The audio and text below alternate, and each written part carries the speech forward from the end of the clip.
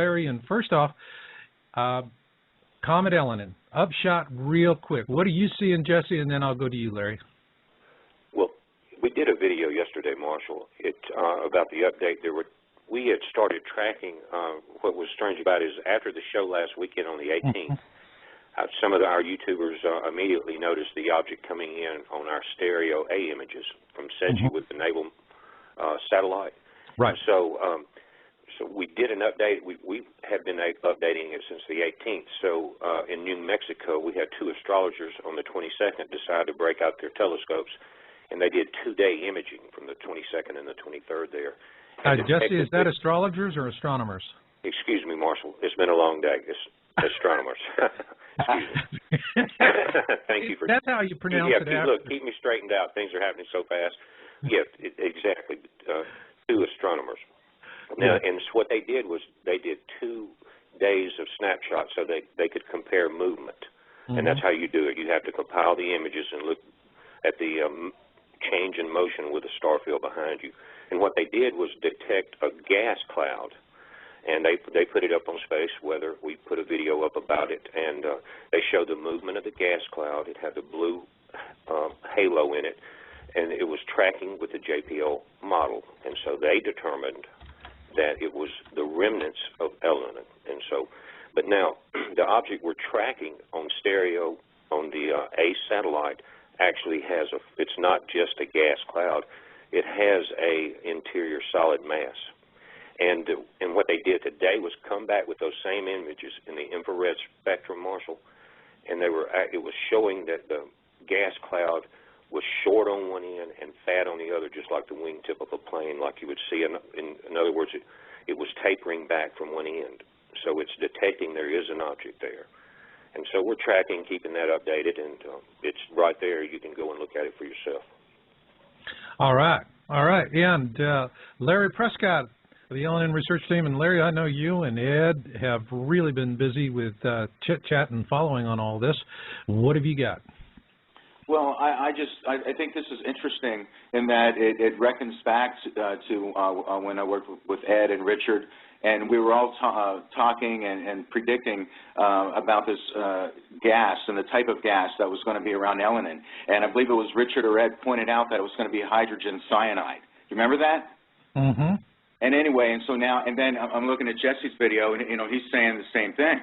He's pointing out the hydrogen cyanide. Jesse, I don't know if you knew that when we were all talking about this back then, but I find it interesting now that that's where I got the information from, Larry. Well, very nice, thank you. But anyway, it's kind of cool to see that in one sense come to pass. And now the other thing, it's kind of interesting to see if it happens, is what Jesse was referring to in the the electrical nature of it. That how if it could illuminate, not necessarily a big explosion, but an illumination. And I'm just kind of curious if that might be a bright blue. But again, we'll see. But the most interesting thing I want to throw out real quick, guys, is that I just find it so interesting that on November 8th, that the asteroid comes within, what, 200,000 miles of Earth, like within the moon orbit, and just kind of like no fanfare or whatever. YU-55? There's not much fanfare on any of it, Larry. If you don't go to YouTube, and those kind of guys or go to YouTube, there's no fanfare about it at all. And what you pointed out was it's 0.9 LD. The comet is. That's less than 1 lunar distance. And when you get within that distance, when you're that close to Earth, the gravitation of Earth has a tremendous change on the projected path. Well, that doesn't make me feel better. Well, I'm just kidding. I know what you mean. Right. Yeah, but I think that, what I'm interested in seeing is the overall pattern of comets that are now being observed, and particularly sun grazers and sun impactors. What are the two of you guys seeing on that that's different? Larry, I'll throw that one at you, then back to Jesse. What am I saying in terms of identification of them? Frequency, severity. Well, I tell you what, it seems like there's a whole lot more of them. I think Jesse in his one video was, that may be touched upon later, that he was remarking how there's quite a number of them out there right now. And it's like, NASA can pick and choose the ones they want to report or casually mention on a flyby later. So I guess the answer to that, there seems to be a lot more. Then you can take that beyond, okay, now what's causing all this? Yeah. Yeah, what's causing all that? That's the good question. That one I'll throw back at you, Jesse. Marshall, it goes back to a video, I think it was 2 or 3 weeks ago. I think we have 130 videos up. We've been up 7.5 weeks, but it's called the Grand Alignment, and you guys have talked about this too, and it goes back to the actual date of December 21st, 2012. And now we know that the Mayan ninth wave ends on the 28th from the charts that I've seen. I'm no expert in that field, but the actual alignment where between the Earth, the Sun, and the galactic center is on December 21st, 2012, the winter equinox. And if you study that video, you will see that we are not part of the Milky Way. We are in the Milky Way, but we are a sub-galaxy of the Sagittarian galaxy. We're colliding at an opposite angle with a wing of the Milky Way. And if you remember, the scientists took a infrared telescope with cameras with it was a real high, like 20 millimeter or something, and they mapped all the stars in the Milky Way trail and in our area in the infrared spectrum. Then they put the data together and made maps. I put their map on the video called the Grand Alignment, and it's like two saw blades coming into each other at different angles. When you see the video and those images, I don't see how we're even here now. There's so much collision going on that it will blow your mind. Just take a look at that video. That's going to explain why we're having this extra bombardment, and it's also increasing what I call galactic heat or solar heat. Friction does that, and as you come closer to these objects, then they're combining heat, so we've got multiple forces at play. But this grand alignment, I think, is the key to the whole thing. Even more so than anything else we've been looking at, Planet X, Comet Elinin? Well, no, it's the cause of all of that. Okay. You see what I'm saying? If you look at that video, Marshall, and any of you guys out there, you will be amazed at why we're even still alive. We're coming in such a stream of debris. Yeah. It's amazing. The hand of God is over us. And, you know, I would say that there's a good case to be made for that. If there's one thing that I learned is that we do have friends out there.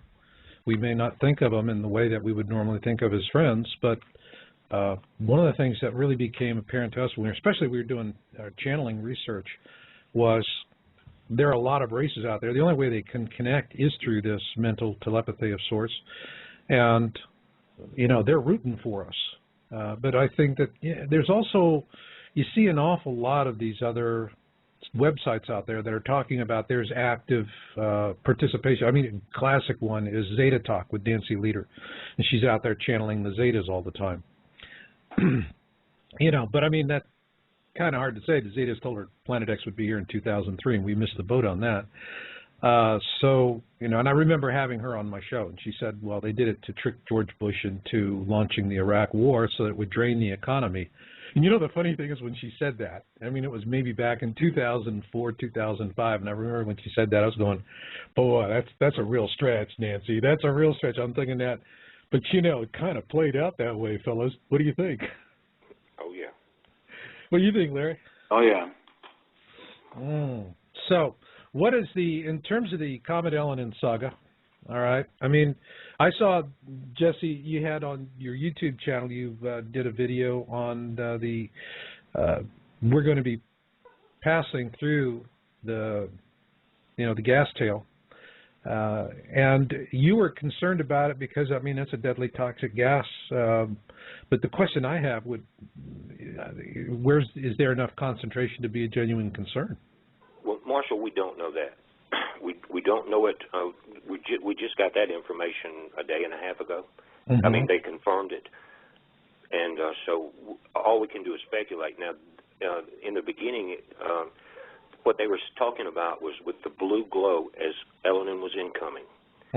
That they can determine by the color the type of gas.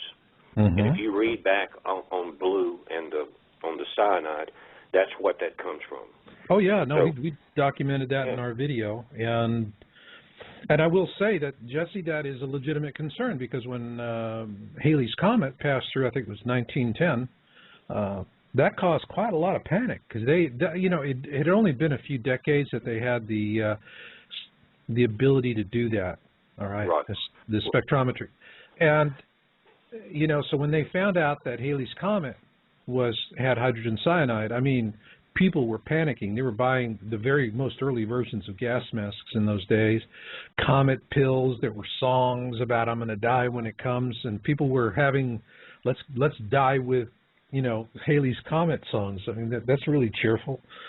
And so there is, you know, there was really genuine concern, but it passed by. There was no concern for us.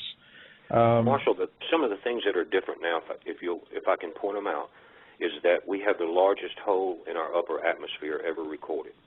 Okay? The shields are down. That hole is larger than the continental United States. Last night, we had a solar blast that struck our atmosphere. On the Boulder K index registered, I think it was a 7 or maybe a 6.5, but it was a 1.5 higher than that when you looked at the final models. There were red auroras in Alabama and Mississippi. We've never seen them here before.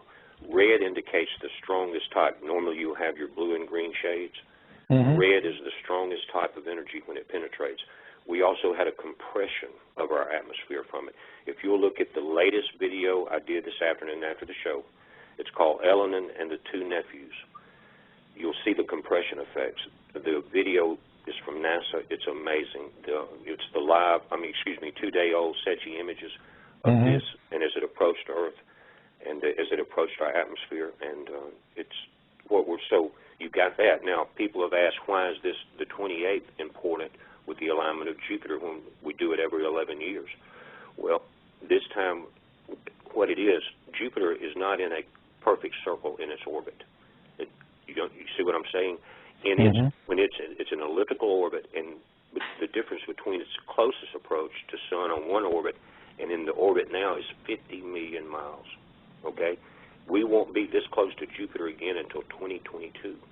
So you've got your solar flares, our shields are down, we've got the magnetic pull of Jupiter dealing with.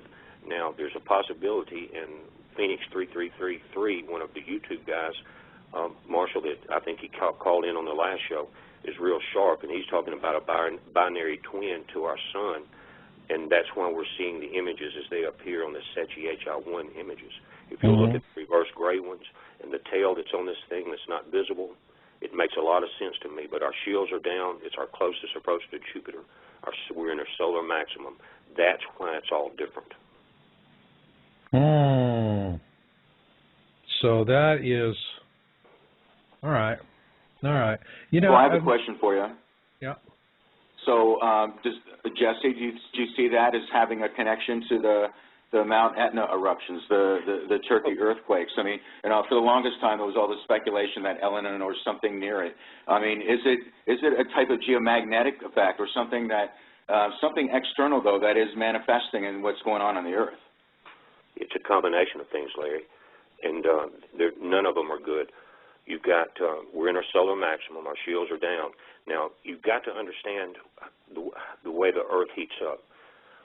When we receive energy from the Sun, we receive it as high frequency. The waves are real short and real powerful. If you look at them on a sine wave, like on an oscilloscope, they can penetrate the upper atmosphere. The Earth and the surface of the Earth, the oceans, they absorb this, and as it's released slowly in a low frequency or slow wave pattern. Now, as you build up, if you've got chemtrails, if you've got greenhouse effect, and you have heavy bombardment, it's called a global or solar equilibrium that we release at low frequency at the same rate that we receive at high frequency, and we're not doing that. So as we're heating up, the atoms inside the Earth, and dealing with Elinin, especially if this thing turns out to be a variant star with a totally different magnetic field, if it is one, the density of it's going to be incredible. But we're dealing with it on that level also. So if we're dealing with Jupiter, we're dealing with solar maximum again, and this heat is exactly, the magma is rising, and if you notice in the northern hemisphere, Jupiter is in the northern hemisphere at night. It's the brightest star in the sky, and that's where our big quakes have started from Turkey, and they're coming around. It's just something to watch. We're being affected by all things at one time right now, and that's very unusual, and it's a high mark on what to watch for. So then basically what you're saying is that under normal circumstances, hydrogen cyanide in the comet is a non-starter. But given the fact that we have this convergence of so many peculiar factors, that all of a sudden now maybe it's not a showstopper, but it's something to seriously keep in mind?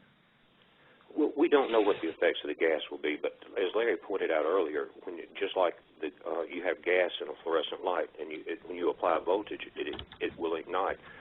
And Marshall, it always strikes me is if this thing glows in hydrogen cyanide, if you say, what would be the spark? What if we were going through the gas cloud at the same time we were receiving a solar CME? And it electrified it at that point with our shields down. Now, it may not penetrate in here, but actually the blue star is the warning sign.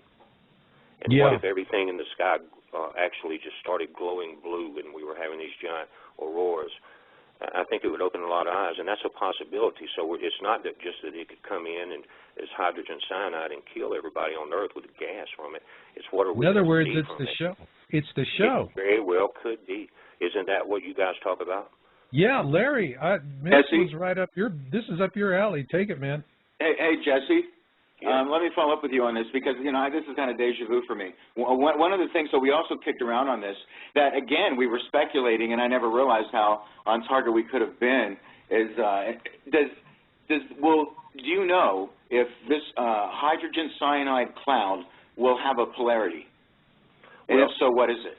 Well, listen, today, if you'll look at the updated images, and they're on spaceweather.com, you've got to give them the credit.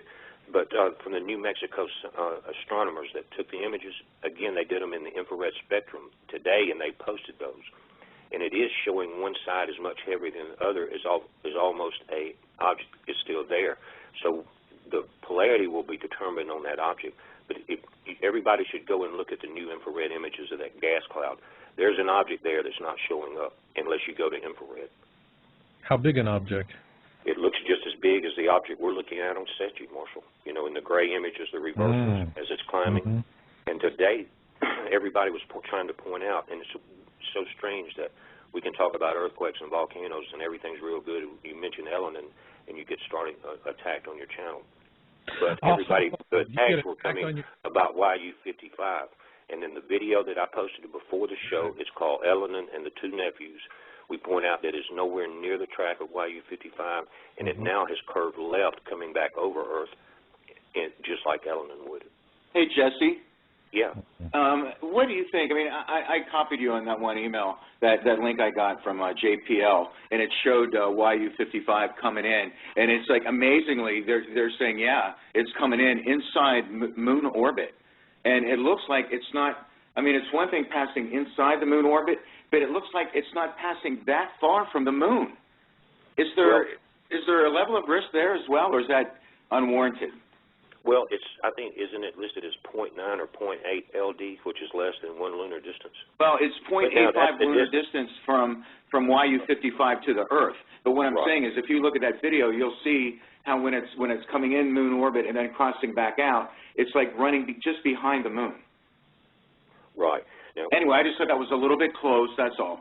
Well, and you're right on, because what you're going to have is, all of a sudden, as it gets closer, just like you have when a comet comes around the sun, it uses that to throw it back out into orbit, the gravity. Well, and so that points out that when you get an object that close incoming, the gravity of the Earth and the Moon are going to change its track, and it's going to be pulled into it just like a sun-diving comet. And that's going to be just one of the things we're looking out for. That's not, I mean, it could be big. This thing is, I think, 180 meters, which is almost 2 football fields. Hey, Jesse, is it true then that the current trajectory of the gas cloud is blowing, or if you will, across YU-55 right now in outside orbit toward the Earth? Is that true? I don't know.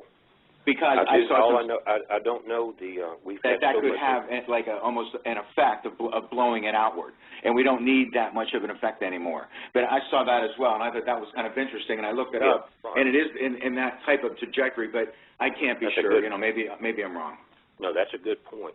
But what I'm saying is there's going to be so many things happening so fast, we're not going to be able to keep up with them.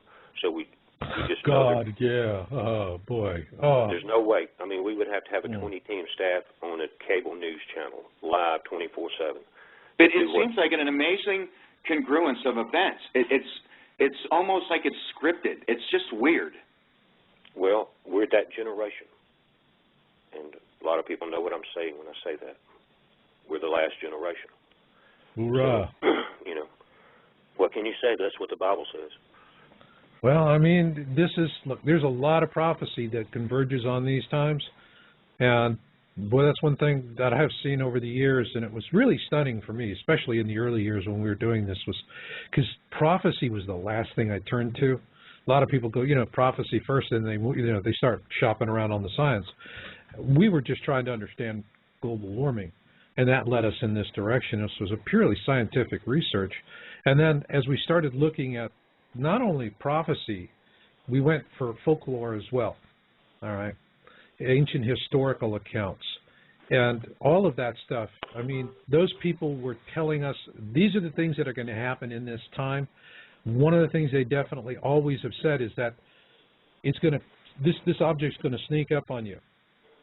It's not going to be something that you see it coming for a long time from far away. That when this thing does show itself, it's a rather sudden appearance, and that it looks like a second sun in the sky, and it will cause a huge amount of fear and panic.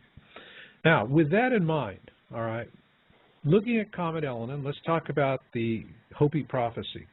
We have the blue star Kachina, we have the red star Kachina. Everyone's heard this. I'll just be real quick about it. Blue star is the harbinger. It gives us a good shaking, but it's the red Kachina that's really going to rock and sock. And that could come, I don't know, maybe a year afterwards.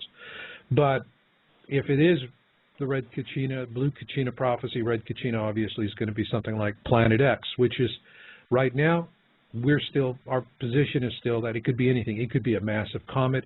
It could be a brown dwarf in a mini constellation. You just have to be open-minded, other than to say there's things out there that are happening, and what is unquestionable is our sun is responding to it. Now, Elinin is coming close in this period of time. It's going to be passing us close by.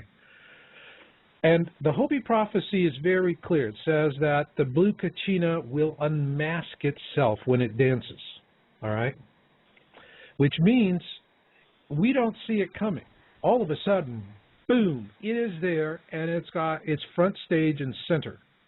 Now, given the amount of time that we have between now and, in our video, we projected that the concern on this would go until the first couple of weeks of January.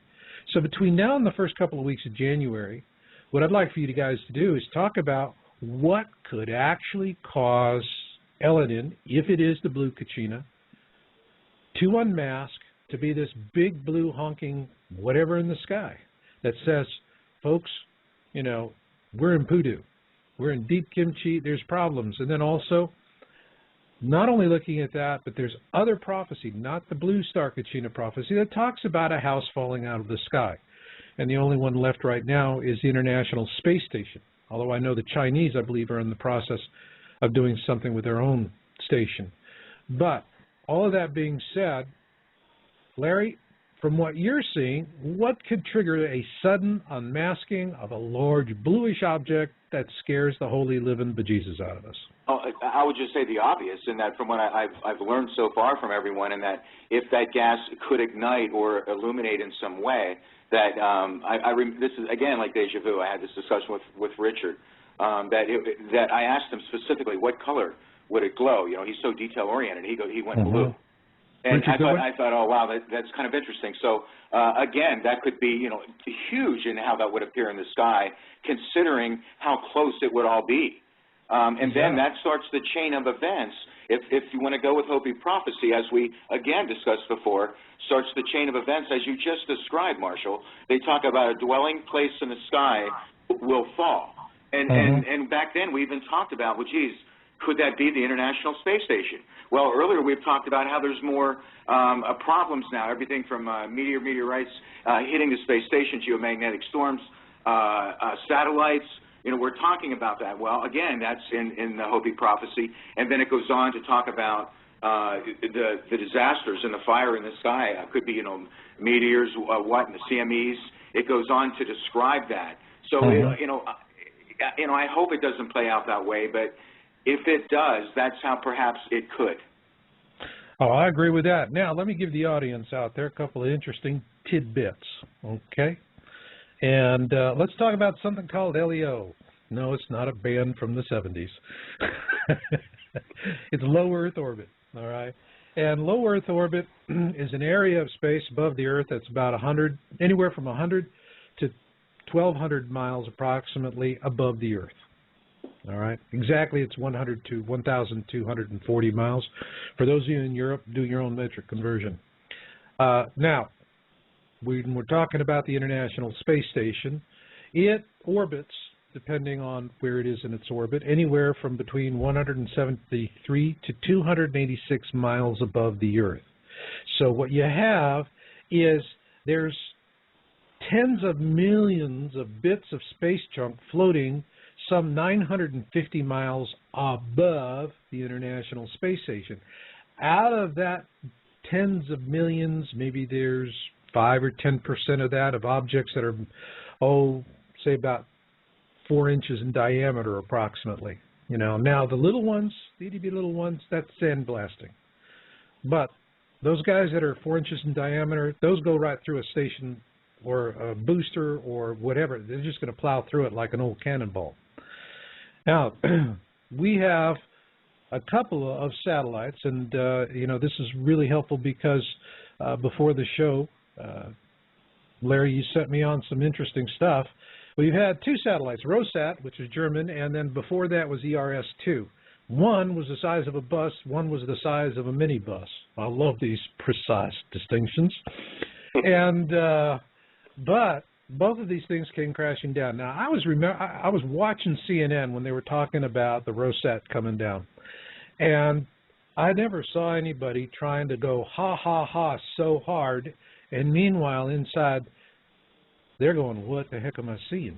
All right, and these 2 gals that are announcing this, and I mean, it's like they're putting on the face. I mean, I work with CNN, and I understand how it's done, and they're going through the headsets, and they're going, put a happy face on it, fluff it up, fluff it up, fluff it up, and that's what they did, and they're ha, ha, ha, ha, oh, another satellite fell out of the sky, ha, ha, ha, ha, ha, boy, that happens, and they're doing this nonsense, and I see them do that so often. I remember when that volcano in Iceland that shut down air traffic off through the whole northern hemisphere, when it popped off, the guy on CNN was going, we're going to have beautiful sunsets.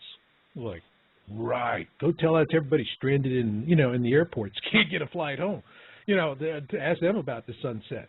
So we get this happy nonsense, all right?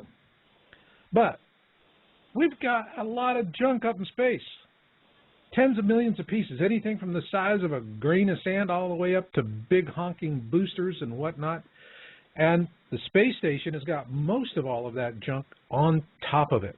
Hey, Marshall, is that still manned right now? It is still manned, and, you know, what they said was that they were planning to possibly de-man the station in November. Then they came back and said, well, maybe December and this and that and fidge and fart and fidge and, you know, whatever, they're going back and forth. It hasn't been demanded yet, although I think when the time comes, everybody's going to scramble for the Soyuz capsules, and that's it, you know. We're bailing out. Goodbye.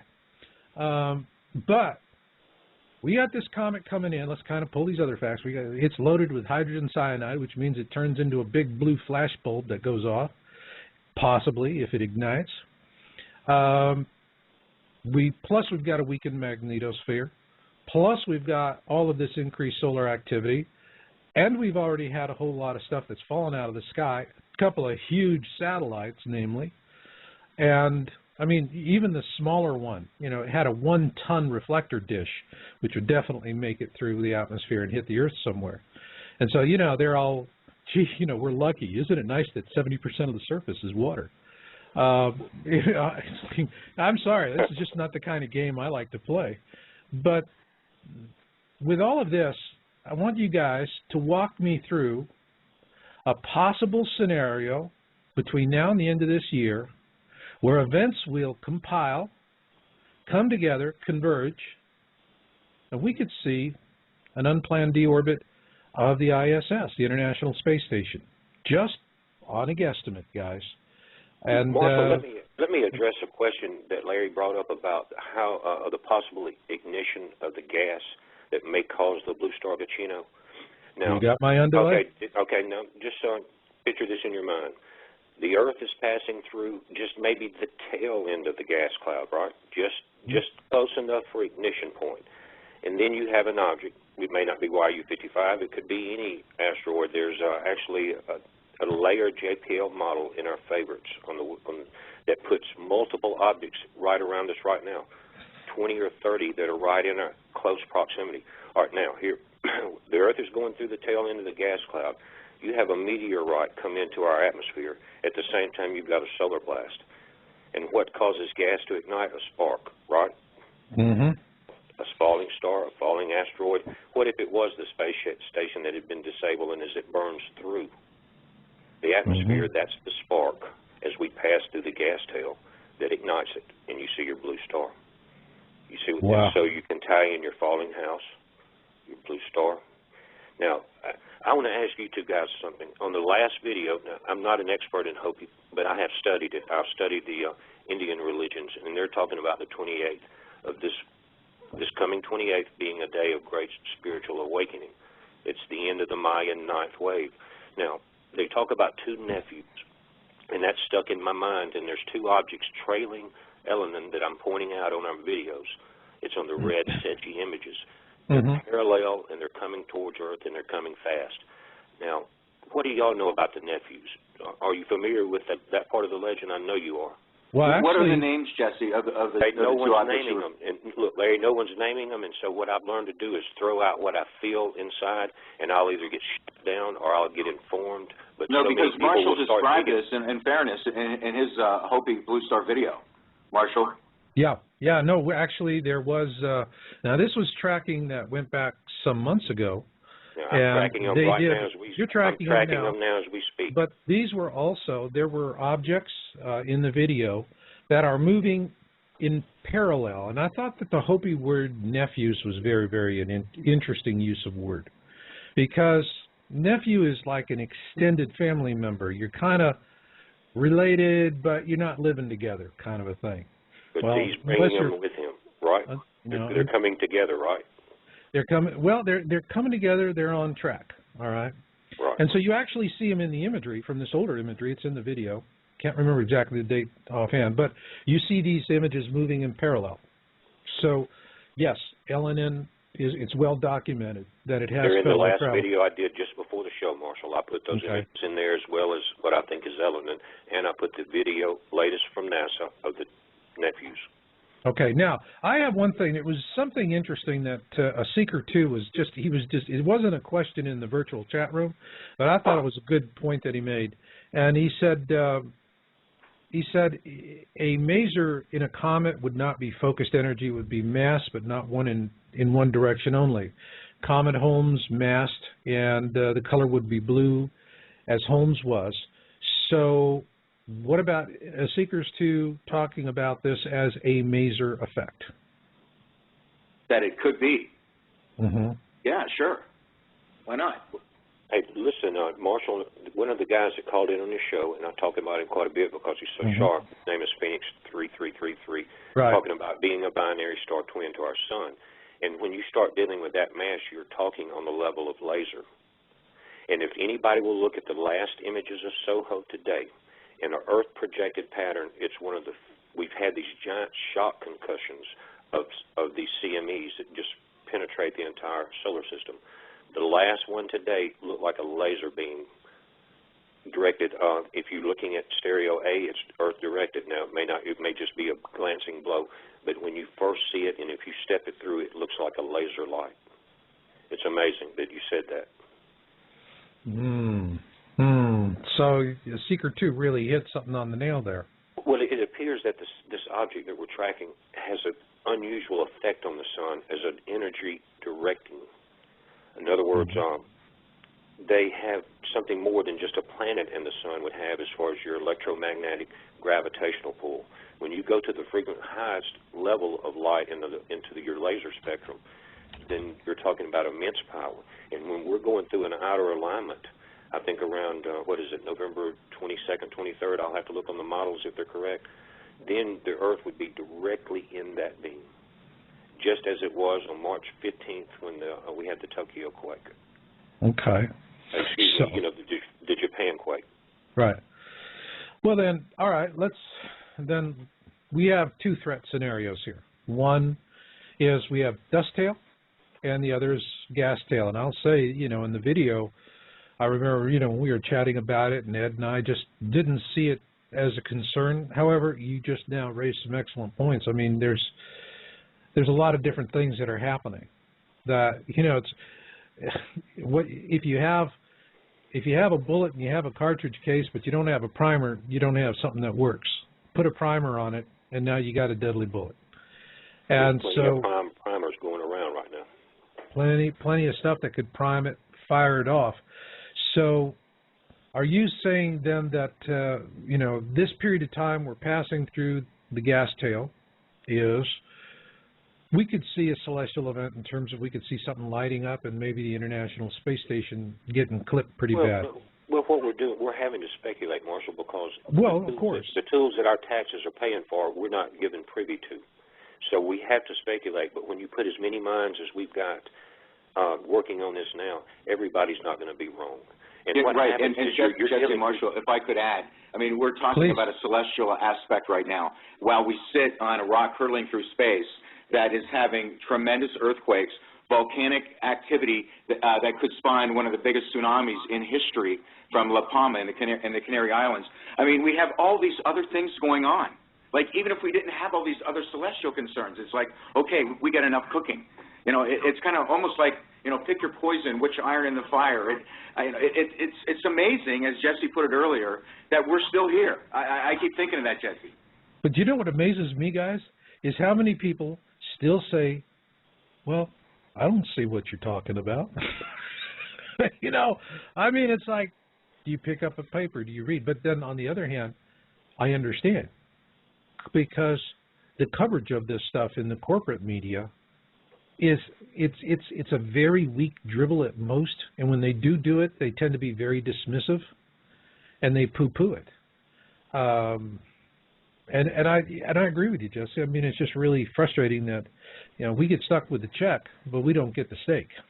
Well, Marshall, you know what the irony in the humor in the situation is? There's humor, and there is. Start with that. There is. There actually is. And there is. And the first part is everybody relax.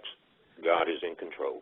The second part is that we've talked about the different rays of the sun and how they can affect DNA structure.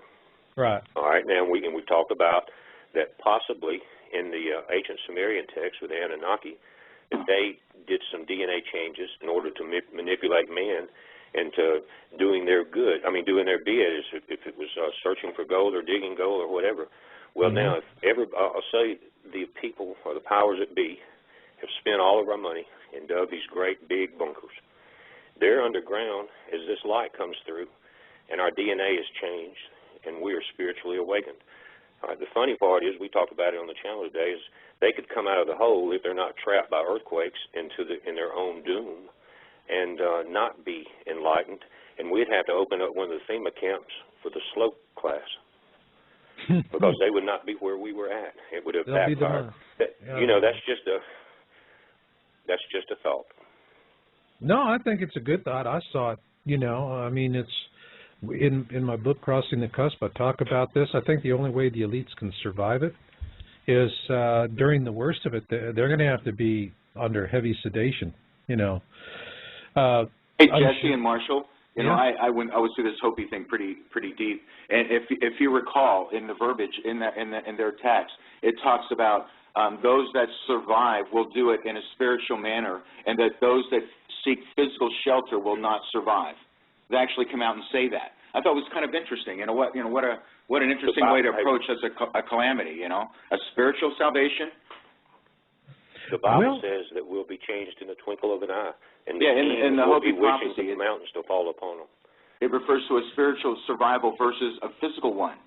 That's exactly right, and that's why if you're underground and you don't experience that, if it is a light-changing event that God is going to do it with, and you're not there, then it just backfired on you, and so be it.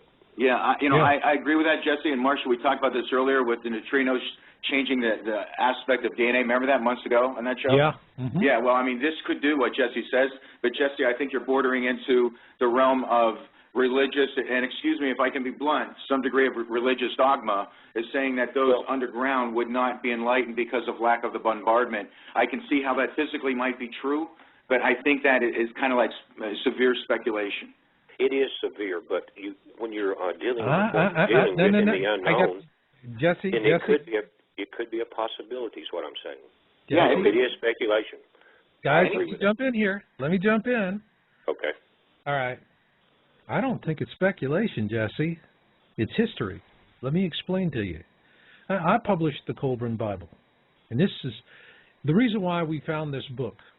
And you know, my expression, destiny comes to those who listen. You know, if you're just telling the universe, throw me a bone, I'm going this way, it usually does.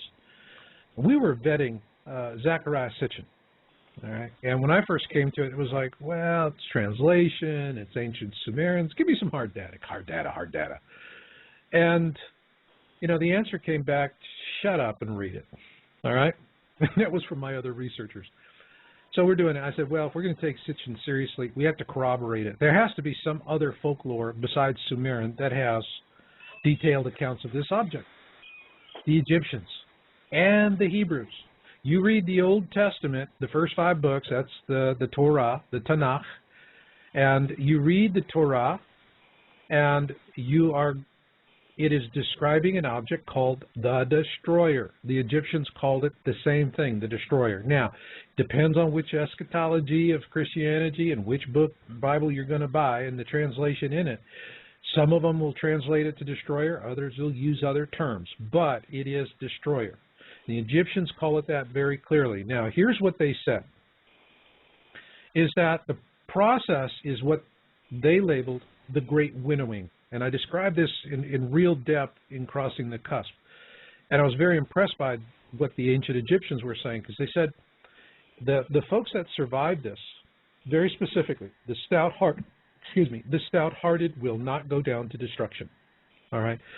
And it takes moral fiber to survive it, because they say that it causes so much fear that women become infertile, men become impotent. In other words, we stop reproducing. I don't know about women. For guys, we really got to be scared before we stop thinking about that. Real scared, okay? Super scared. But the other thing it says is that they just drop like flies. The people, literally, the fear wells up in them so badly that they just die from the fright. Now, the funny thing was I got corroboration with that. We did a whole lot of research with channeling different sensitives, different entities, and we had a protocol. We tested on it, we vetted them, and we had vetted sources. And our process was very simple. We said, give us, you know, an event, a weather event 6 months out. And they were just like nailing it every time. They'd say, yeah, you're going to have a typhoon. It's going to go this way, then it's going to go that way. Sure enough, exactly when, where, what they were saying, or here's your hurricane season for next year, exactly the way it played out. You know, it just stunned us when we would go back into our research notes, and there was our vetting data, and that, you know, the call was made. So you can find somebody that's that accurate on television to forecast an event 6 to 12 months out. I sure would love to know so I can tune in. But the thing here is that these guides were very clear. What they told us, and it wasn't 1 or 2 or whatever. I mean, we heard this again and again. We didn't look for, one of the things in the protocol, no one single voice was omnipotent. Somebody says, I'm the only answer. We say, and, you know, we know where the door is. Bye. The other one was we look for trends, all right? Not specifics. And what we're specifically with trends, we wanted what we call the drum beats, things that kept coming up again and again and again and again.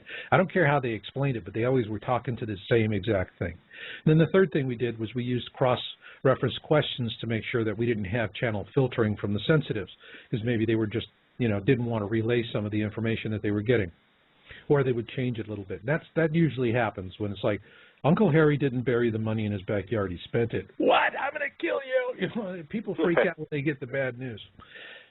What they said when we asked them about, what about the deep underground military bases? Oh, they know all about that. All right. And they said, they're not going to do any better under the surface than you are above the surface. A lot of those deep underground bases are going to be crushed because of a pole shift. Exactly. And so when they designed all of those bases, what they were really worried about, and which is the principal threat, which is solar, all right? Huge solar storms. You want to see what that looks like? Go rent a copy of Knowing with Nicolas Cage and just skip right to the end of the movie. Trust me, that'll wake you up. And they were just saying, look, a lot of them, they're just going to get ground to pieces, all right? And so they're not going to do very well, but they're not going to be, they're not going to disappear either. There's a bunch of us going to survive. There's some of them that are going to survive. I can tell you that the elites are already laying plans for maintaining control in the post-historic world. But you'd have to be underground to survive the solar. You have to be underground to survive the solar. In the physical. In the physical. So, and it may be more than just the physical we're dealing with. And that's biblical. It goes into the Hindu, the Mayan, the Egyptian religion. I'm a Christian by faith, and I deal with the Bible, but I never close my eyes to the rest of the world. I collect data, and if you use the knowledge that God gives you, you can discern when someone's giving you, when they're trying to shoot it to you. You can tell. God gives you a discernment that will allow you to filter. But there's things in every religion in this world that you need to know, and when you put them all together, you come up with a plus sum. Yeah, Jesse, I know, and without, going down this road of religion, I was raised a Baptist, very strong religious upbringing, but as I grow older and read and learn more, I realize how things often are not as they appear and are often far more revolutionary than what may have been in the Bible, like whether there were books left out, whatever. But, I mean, this universe is truly remarkable, way beyond, my imagination or what I was taught growing up and, in religion. So sometimes when certain things are dictated to happen or around something else, I don't want to say I don't believe it, but I'm just saying, yes, I heard it, and I like to stick more to a science aspect of it. Well, I always go to science first, and not first, but I always go to science because it makes it easier for me to explain to other people what's going on. But I go to God first because He's never been wrong, Larry. And but anyway, that's why you have the credibility you do online. Well, I'm just saying that, I would never, I've been wrong, but I would never intentionally mislead anybody. Oh, but I know. I do go to God first. But when I was in college, I studied world religion. I read the Bhagavad Gita, the Hindu Bible, and different religions from around the world, and I gained a great amount of knowledge from all of them. Okay, Jesse, then let me ask. God created the universe that we're studying, Larry. And but do you believe that aliens created us? Yeah, but God says in the Bible, it is an honor for man to study my mysteries. So you find that aliens created us? No, I said God created us. Well, I'm not saying that there was not a DNA interference in the process. Okay? I'm not saying that. That's but fair. I'm saying God created us initially. Well, God creates everything, and yes, what That's right. was a DNA manipulation to make us But humanoid. I am a science head now, and I love it, and I always have, and I always go there first, and it gives you documentation in both hands. Well, I think we as a species are part alien. We are aliens. I mean, I tell you what, if you boys ever really experienced gold fever, I had it. When I was a young man, I knew what gold fever was like. I know where you're going. And I'm telling you something. I do not know how it is that we as a species could have, come from apes and this, that, and the other thing. We don't think of bananas more favorably than gold over bananas, all right? I've had the gold fever, and it's very unnatural, and it's very intoxicating. I mean, it's more powerful than sex drive. Now, that is something that has to be engineered in. So, yeah, I do put some credence in the whole theory that we do have extraterrestrial involvement, but I don't give a damn about all of that. Because it's here, it's now, it's our planet, we're working the claim, okay? Yeah, that's right. it. Yeah, but Marshall, I bring it up if what's happening is within the context of something else, Yeah, and so, I mean, this just raises all the questions, and I think, we're at the top of this hour now, guys, and so this is when I usually give everybody a little bit of music so I can put on the tea and throw the cat out. And what I'm going to do tonight, since I'm running the screening room by myself, folks, is I'm going to play Lives in the Balance again. I just am addicted to that song now. And John Snardo sent it in to me, and it's like I got it on my desktop, and I'm playing it all the time. The lyrics just touch me so deep. But for those of you that like to come on and talk with Jessie and Larry, the guest call-in number is 818-495-6962. That's 818-495-6962. You can also use Skype. And come on in. I'll bring you into the screening room. And just give me your name, or where you're from, excuse me. I don't need the number. And I'll get you on in the second half. We'll start out with a few calls if we get anybody that's coming in. And if not, man, we got so much to go on to. So with that, I'm going to start Lives in the Balance. So, guys, get them speed tiles. Ladies, welcome to the show. Hi, Marshall. Thanks for having us on. My aunt is actually listening in Panama, and we've been following this kind of stuff for quite some time, starting with, like, the New World Order mess and, just because we keep up with what our Bible says and what's going on in the world. And it's all gotten very concerning to most people who are awake and listening and paying attention. But this Elinin thing, it kind of scared us all, especially with the drills that went on in Denver recently and, where everybody was that was anybody at that particular moment. And when y'all started talking about how you check with science like we do, check with the Bible like we do, and many other sources, because we don't feel that relying on any one of these is very smart, but relying on the mass of information from all over seems to be the only way to put anything together. And what we found is that yet again, here we come on another important date, and right around that time, oddly enough, we're going to have a bunch of drills going on again. I just heard about a tsunami drill on top of the other drill we'd heard about yesterday or today. And do your fellows know anything do you know about we have these a huge kinds of drill? things, how those relate? Well, we have a huge drill coming in not too long where they're going to have the first test of the National Emergency Broadcast System, and so they're going to be taking down all of the broadcasting across the country. Does anybody know what temporary means for a temporary period of time at that? It'll probably be long enough just to test it. But Larry, Jessie, have you guys heard anything on this on your end in your research? Yes, I have. Go for it. It's supposed to just be temporary, but the one thing that I would add that this is the first time that this has occurred, and it's also somewhat unusual that this would happen like the late morning after this YU-55, this asteroid that is coming within moon orbit, within 200,000 miles of the Earth on the midnight November 8th or the morning of November 9th. You pick which one. But that just seems kind of odd that the closest asteroid pass in quite a while of one that's happens to be fairly large, 1,300 meters, would occur on the 9th, and that's when they're having this drill. So again, there's you never know. But again, it's somewhat unusual. And you sound like my aunt and I with the, I don't know what it means, but it's very interesting. Everything is incredibly interesting these days.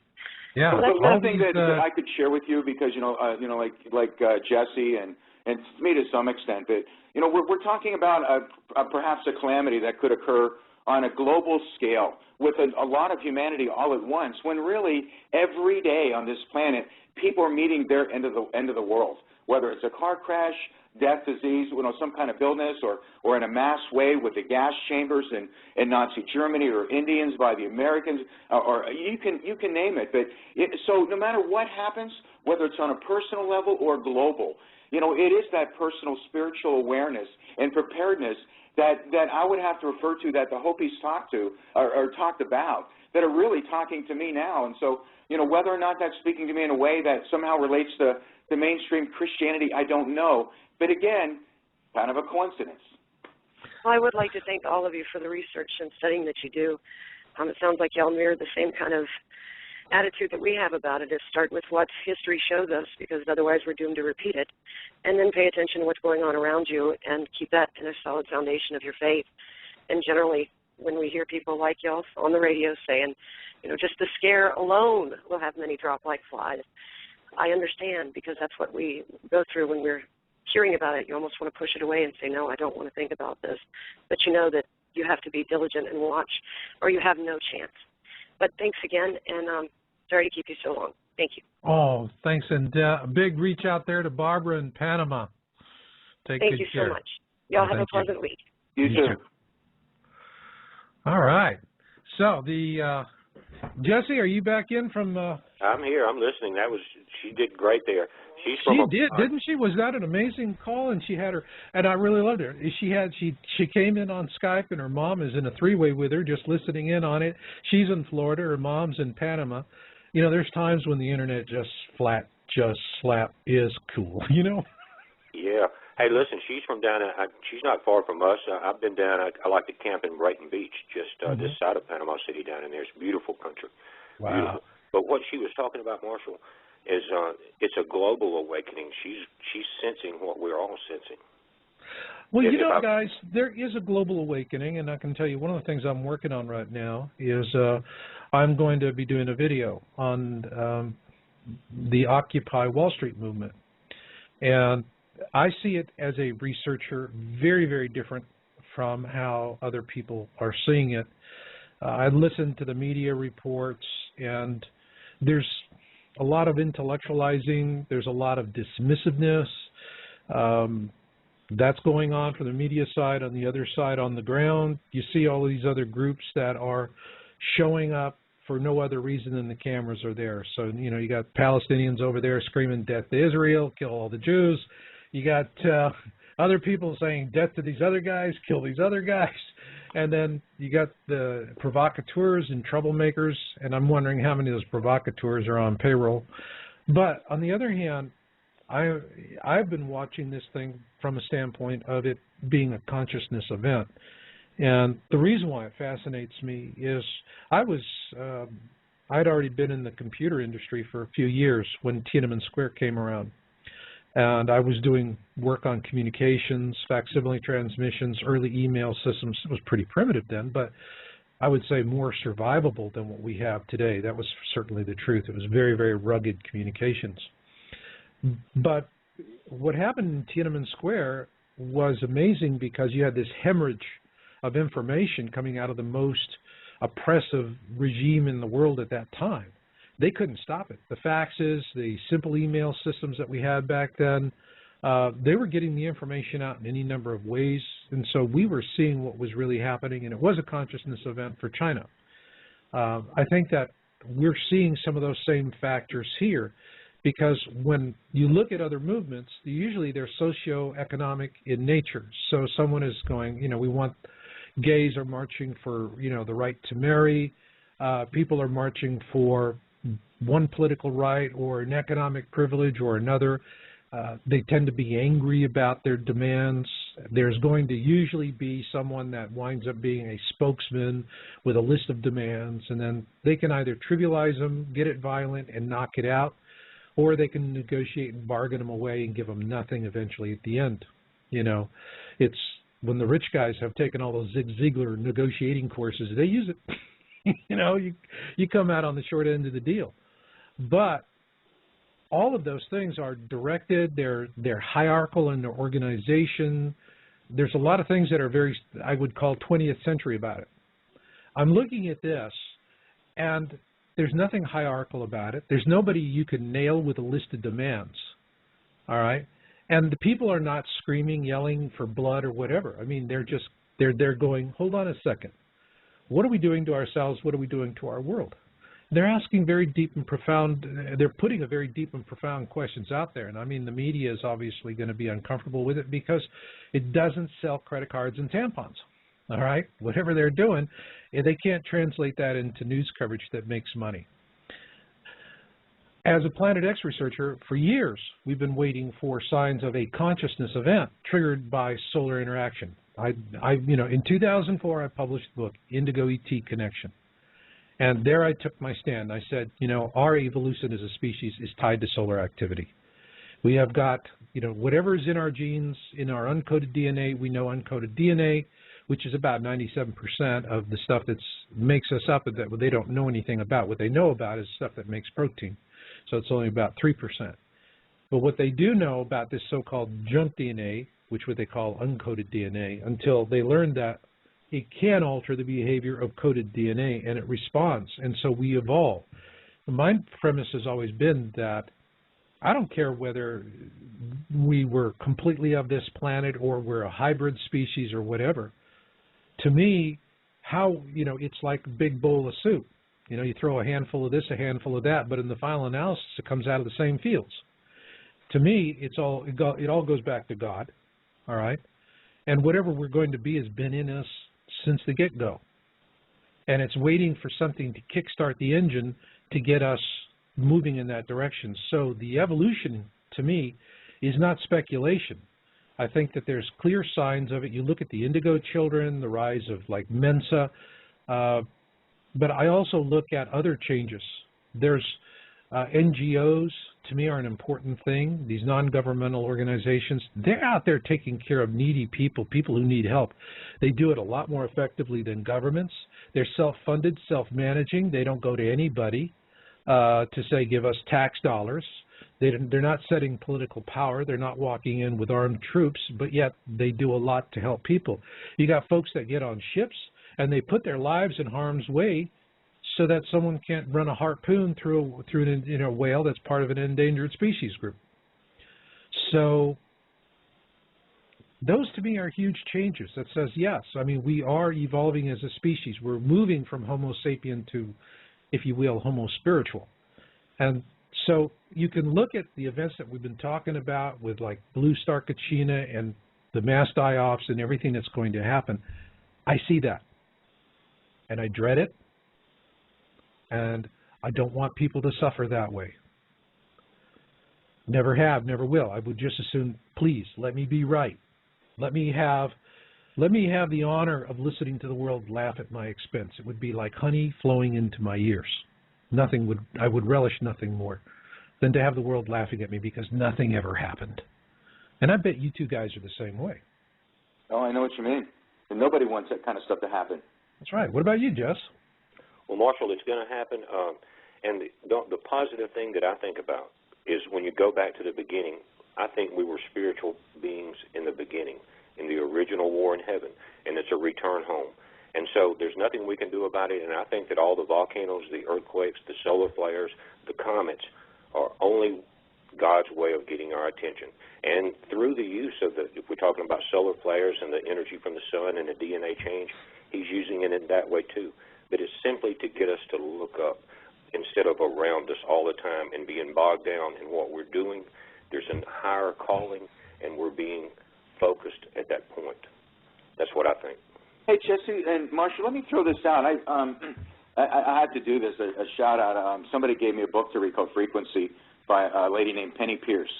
I don't know if you ever read that or not, but it has nothing to do with the movie called Frequency, but she writes it from an intuitive healer kind of perspective. But do you guys know, is it true that the Earth in its solar system is passing and approaching an area of space right now that is exceptionally high in a type of energy, I forget the name of it, that's emitted from the center of the Milky Way, which is a black hole? Do you know if that's true?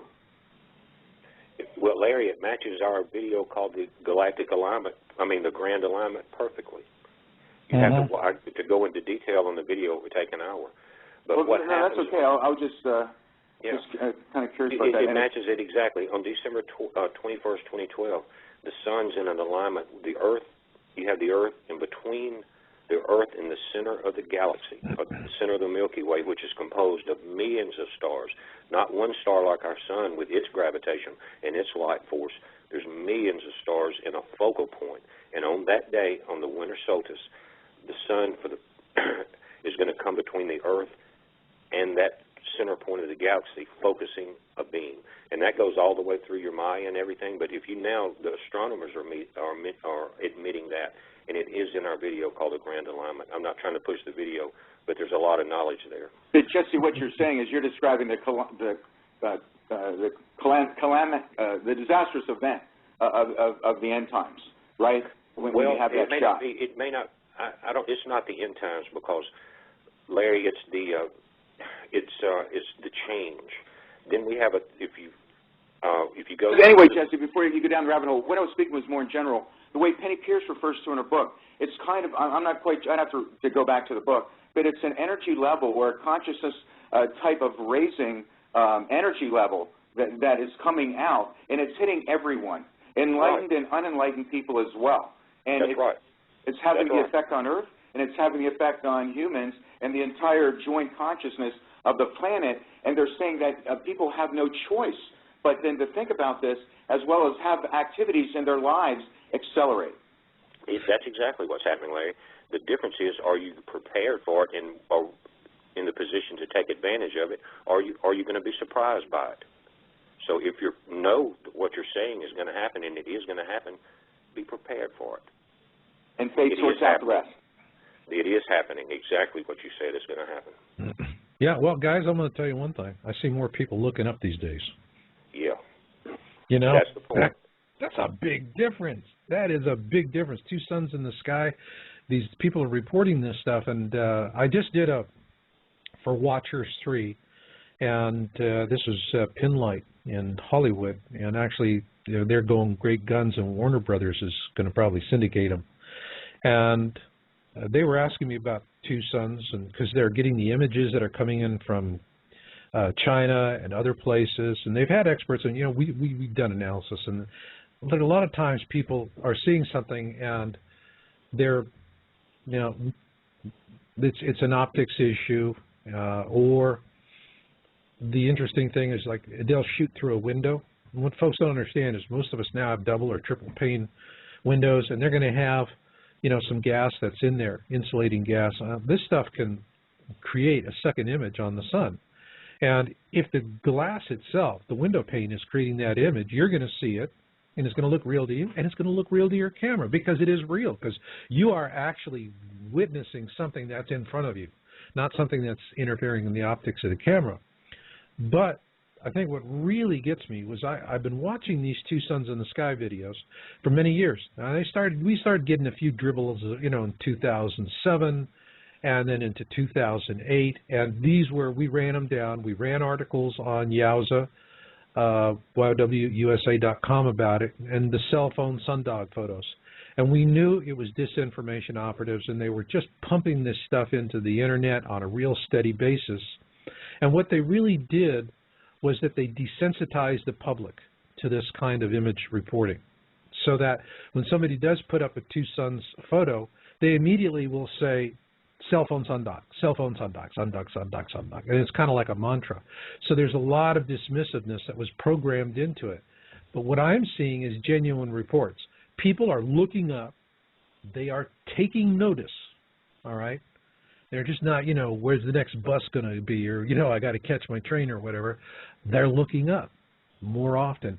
And they see this, or they see what they think is two suns, and they're emotionally impacted by it, very much like what MUFON researchers find when, someone says, I saw a UFO, and then they're trying to validate the whole thing and finding that it's really thin on the data.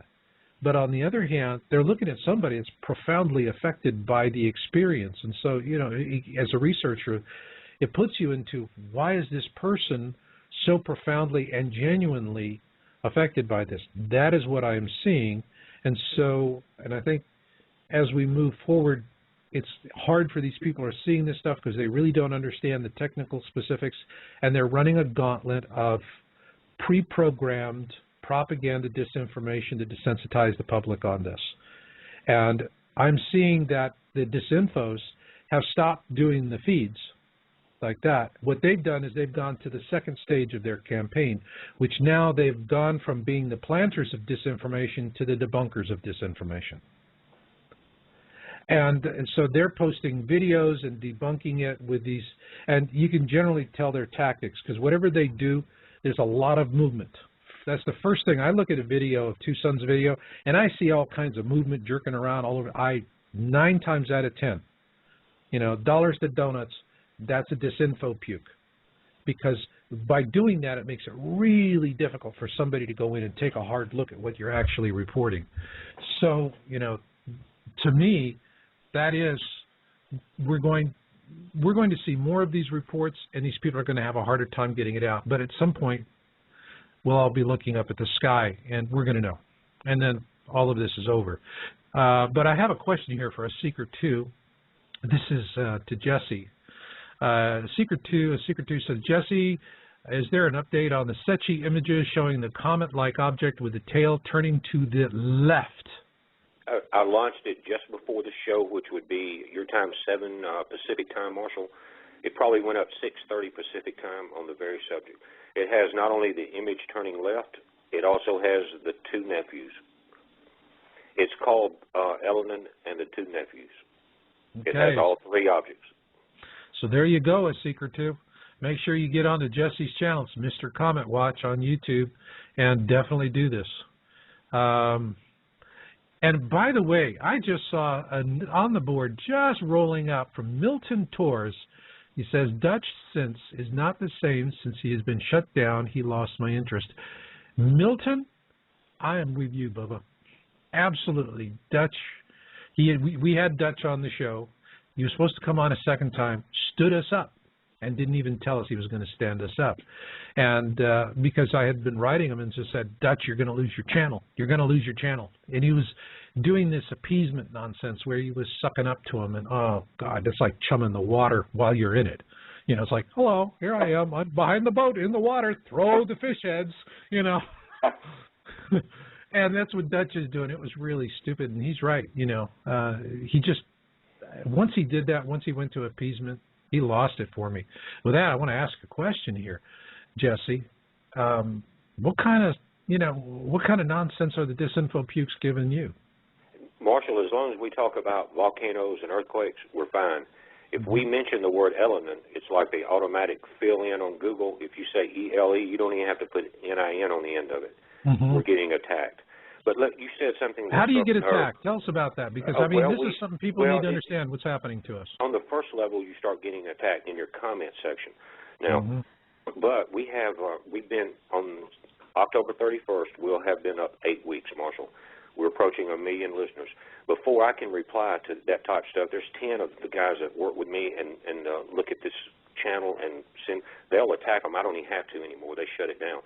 But you said a key thing a while ago, and you said desensitize. All right, now we're trying to redo the JPL model with a current tracking of Elinin, right? We're having to do that on our own. Well, now on the desensitizing part, what if they gave us the JPL models just like we're finding now? That's a week or 2 ahead of itself, right? Everybody's going to start talking about it, and then when it doesn't happen on that date, everybody blows it off. Oh, it's all baloney, right? Now here it is, and they can't deny it anymore. But it happened to us on that same level of throwing up disinfo at the first, and then delaying the process. And so I'm waiting now. But as soon as we mentioned it, now we weren't on the 22nd when the 2 astronomers in New Mexico brought this up. We brought it up, and we were attacked as if we made the entire article up. So, and then I went to a lot of the guys' channels that were attacking us. There's nothing there. Not one video, nothing. I know. As if the channels were created as an attack disinfo thing. But listen, I'm much stronger than that, and you guys are too. They don't bother me. I'm going full steam. Yeah. Well, I mean, you know, they know where we live. You know, this is, you get into this, you just don't, if you're in for a dime, you're in for a dollar, and you just got to go all the way. I can tell you, I have experienced exactly what you're talking about. In May, I published an article on, is Comet Elinin a decoy? And I raised that question. Sure did. Oh, boy. Oh, did they really get after me on that? I mean, it's like in every little way that they can. It's a death of 1,000 stabs, isn't it? You know, I mean, they have resources that just stun you. And people really don't understand it. But, I mean, this is something here that I want to talk to your folks out there that follow your channel and all of that. And here's what I want to say to you folks. Jesse and I have come together. We're going to be collaborating. And he's putting a lot of work in, and I'm putting a lot of work into it. And what I'm doing with Yow Radio is I'm going to go to an ad hoc schedule. What does that mean? It means we're not doing a regularly scheduled Tuesday night show. The next one, next week with Robert Ryland, will be the last scheduled show for some time. And the reason why I'm doing it is twofold. One is it takes about 2 man days to produce a 2-hour show altogether. And if I get volunteers, it helps out, but still the same, I got to carry the water. And once you have a schedule with something that's fixed, a fixed date, then it becomes the tail that wags every other dog in the room. Just not a dog, it's the tail that wags all the dogs. And so by going to an ad hoc basis, we can do shorter shows, and we can do them more frequently when we have something to talk about with regards to breaking news. So, you know, you got to stay on it. This is not an entertainment schedule. We're going off entertainment schedule because I want this to be a collaborative research element, all right? Everybody always says, well, Marshall's in it for the money. Well, I don't make any money with this show. But Marshall, I do it because it's the research. Can I say something about that Yeah. sense that was brought up in that? It goes right along with what you're talking about, and before it gets past us, is he was one of the leaders, and we don't know what kind of pressure he went under, and I'm not going to judge what he did. Huge. But let me say this: what I've done in order to go around that is provide the tools for nearly 1 million people in 7.5 weeks to do it on their own. If I go down, it's over with. It's like Occupy Wall Street. They have the tools. You can stop me. You can't stop the other people. They have the tools. Exactly. You see what I'm saying? So that's right, Jesse. That's the reason why you do it. Because you know what? Let me just speak very flatly here. Okay. My message to the disinfo pukes that have been pounding on me since last May. Okay? Screw you and the horse you rode in on, cowboy. Okay? Now you're attacking us. You've really been whacking us. Well, I'm not going to go away. I'm going to metastasize. And that's where you come in, Jesse. That's where your people come in. I'm really counting on your folks to step up to the plate, not sit there and be lurkers and anonymous listeners and go, well, gee, I want to ponder it. Let them Marshall, go out. You couldn't stop them now if you tried. Well, we got to get them on the air. We got to get as many different people on the air. You know, and folks, for those of you out there, it's not about being right. You don't have to be right. You just have to want to get it right. That's right. it. And we want to get you on the air because if Jesse and I go down, you're there, you pay it forward, you carry on. That's part of the responsibility of doing this. We just have to be of a mind to say, look, this will not do. And we're going to do something proactive about it. Marshall, it's already started. The fire started. It can't be put out. We could stop right now, hang up the phones, and it's going on. I'm telling you, I get so many people on my channel every day sending me information about tools that they taught me about, that I've taught them about, that you couldn't put it out. You can't stop it. It's too late. Well, I'm glad for that. I'm glad for that. But I want to do more than just sit here and comment about it or opine. I want to make it happen even faster. I want to get more people out there. I want my listeners to start hearing names they've never heard from people out there just like them, get off their butts, do their homework, and make a difference so that others can survive because lives are in the balance. Well, it's part of the growing awakening, Marshall. We were put here to do what we do as simply as tools. We're not above anyone else. God just chose a few people to show a few other people. Now it's their time to show other people. And that's a ripple effect. That is a ripple effect. Now, in my video, put up, I was on my channel, and you link to it. And I'm telling folks, you got something. You got to get it to Jesse. Give him a blurb, a link to something if you've published it or whatever. And we do an ad hoc schedule, which means you don't have to be, you know, working your schedule around something that's arbitrary. You know, usually we do 5 o'clock in the evening because it's a good time for people on the East Coast. I can do any time in the afternoon. I can do it in the morning. If it's good enough, I'll get up at 3 o'clock in the morning, fire up Blog Talk, and we will do a show at 3 o'clock in the morning. And as long as you want. Because I want to get that information out there. I want people to know that they're empowered, not by a couple of guys, but that they're part of a swarm. They're self-empowered, Marshall. They're self-empowered. That's right. And let me tell you, you're talking about 3 o'clock in the morning and stuff like that. I think that's what part of this awakening is, an energy level, because it's hard to do. It's not hard. I love it. We've done 130-something videos in less than 8 weeks. I feel a need, and someone's telling me to do this, and I can't rest until I do. Because of this frequency and this energy level, I think that's part of the entire process, and I'm glad to be a part of it. Absolutely. So now, talk to your audience, Jess. Just talk to them about if they want to have a report that they're finding something, they're collaborating with maybe 2 other people, 2 or 3. You know, if you want to come on as a small team of collaborators, you want to do a panel, I love it. That would be wonderful. And, Marshall, we have that already. I'm telling you, if anybody wants to get the world news in real time, go to my channel. The comments on the main channel are so full of every volcano, every earthquake, every solar flare, every comet that I can't keep up with it. I know. And I love it. And, yeah, but I mean, it's let's there. be honest. You and I could disappear that fast, Jesse. Yeah, and it wouldn't matter. That's my point. I've done my job. I'm not going to stop doing my job. But if I had to stop right now, if a black helicopter came over and pulled me up, they haven't done anything. They're just going to start a bigger fire because it's going to make people more interested. Then we must have been onto something if they shut us down. But it's too late. They have the tools now. I could walk away, and it's still going to grow. The knowledge is going to grow. That's right. That's right. But what I want us to do is to provide a forum for these people so that there's a way for them to reach out. I want to help other people to be successful doing the same kind of things that we're doing. I want to help give them a chance to get started and let them build their own name, build their own brand, whatever they want to do, pull together their own research teams. But at least give them a traction point so that they can get out there and they can do this, because I am in it for the species. Exactly. I am in it for the species.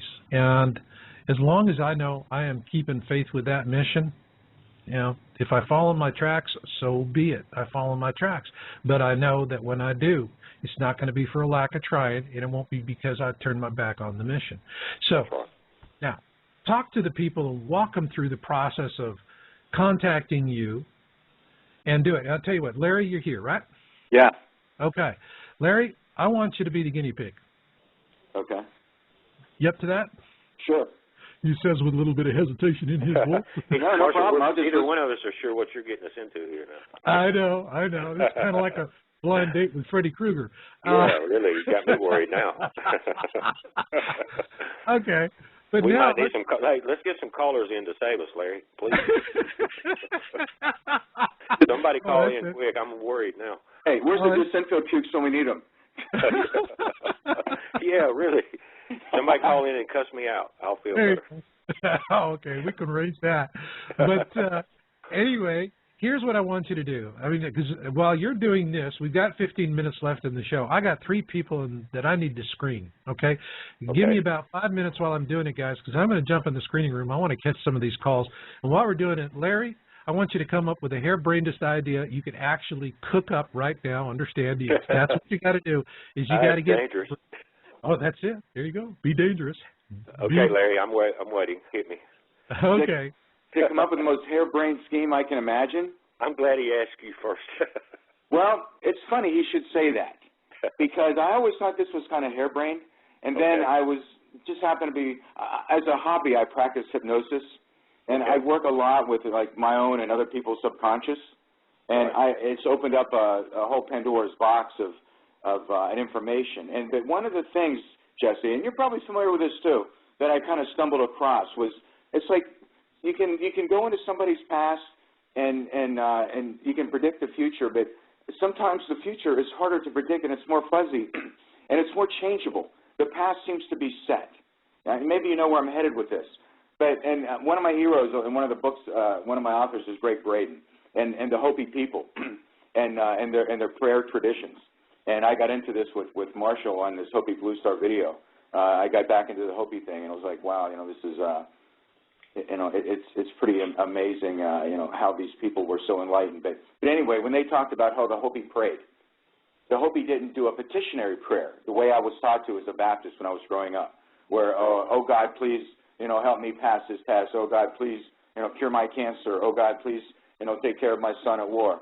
I mean, no matter how noble the request can be, it's called a petitionary prayer, whereas the Hopis practiced it, which is in a way that turned out to be quantumly correct in quantum physics. They didn't pray for rain. They closed their eyes and felt as if the water was on their face, and they visualized the wetness in the fields. And Greg Braden talked about this and developed a thing called coherent emotion. And so, Jesse, what I'm proposing is a harebrained scheme.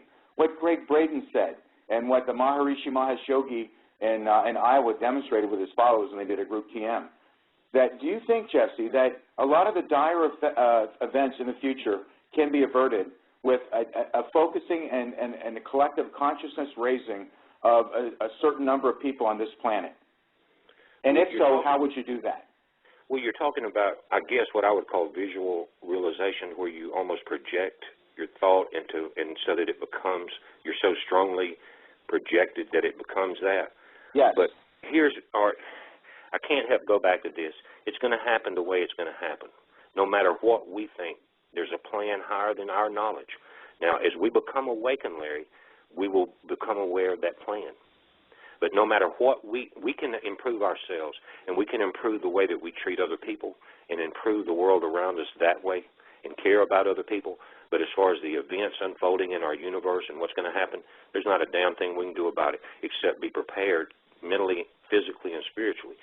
And so I understand what you're saying, and I have seen it happen in the past when people did exactly what you're talking about, and it came true in their life. They were projecting a better future or a better path, and it happened. But as far as the events that are coming down in our universe, they're coming. Okay. Jesse? Yeah. All right. Guys, if I can step in here really quick, because we've got 12 minutes of airtime left, although we can go into overtime, and that'll just be for the archive downloads, and people can catch that. But we have 3 questions, 3 callers. We need to go pretty quick. One is going to be, we've had her back. Tracy's coming back, so here we are. And Tracy, real quick, your question for the fellows. Yes, sir. I saw today on IntelliHub, it was an article from yesterday about bioweapon on civilian populace as doomsday event looms, where they've ordered 44 million doses of the vaccine for anthrax. And they covered all the good stuff, you know, the FEMA drills, the underground bunkers, the inundation with movies and whatnot on the doomsday scenarios.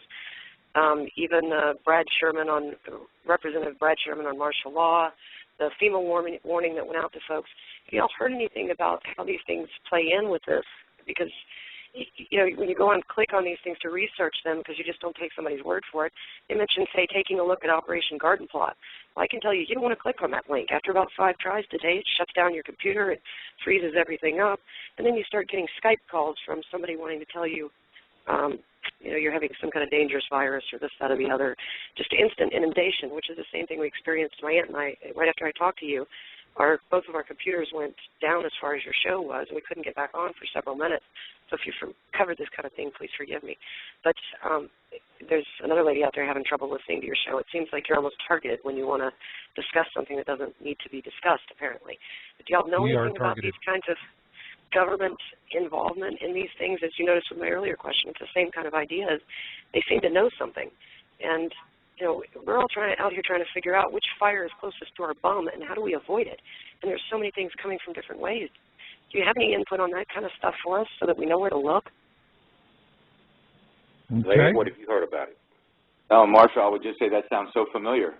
Come on, Yeah. you heard me talk about that very same thing. There's just so much out there that this info keeps going on. I mean, I could go into talking about, you know, I'm not quite sure. She said, what was she in Panama? Is that what she said? Her mom's I'm in actually in Panama. Florida. She's in Florida. Oh, well, and I mean, my you know, aunt is in the Panama country, not in Panama City, Florida. She's down in Panama, the country. I'm sorry. Significantly south of us.